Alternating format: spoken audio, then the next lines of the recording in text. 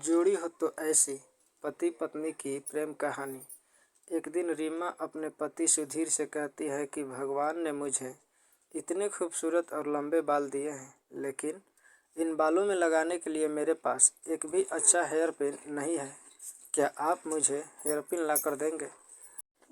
तभी सुधीर अपनी पत्नी रीमा से कहता है कि तुम पागल हो।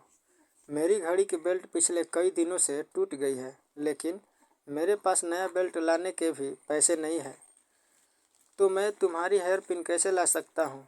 अगले दिन जब सुधीर अपने काम से घर आ रहा था तो उसे रास्ते में एक घड़ी की दुकान दिखी, तो उसने अपनी बिना बेल्ट वाली घड़ी को बेच दिया और जो भी पैसे मिले उन पैसों से वो कटलरी की दुकान पर पहुंचा और अपनी पत्नी के लिए एक सुंदर हेयर पिन खरीद ली और उसे लेकर वो अपने घर की ओर चलने लगा।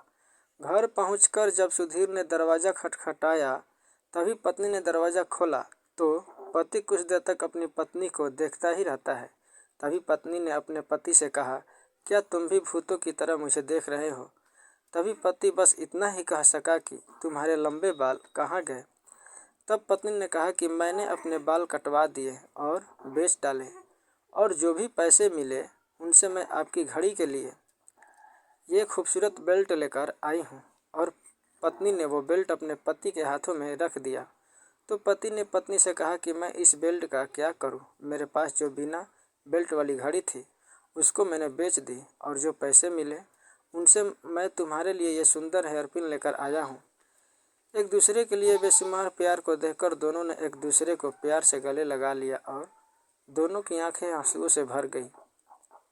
दोस्तों, जीवन में एक बात हमेशा याद रखनी चाहिए कि रिश्तों को बनाए रखने में और आगे बढ़ने में हमें यह नहीं सोचना चाहिए कि दूसरा व्यक्ति मेरे लिए क्या कर सकता है, बल्कि ये सोचना चाहिए कि मैं उसके लिए क्या कर सकता हूँ।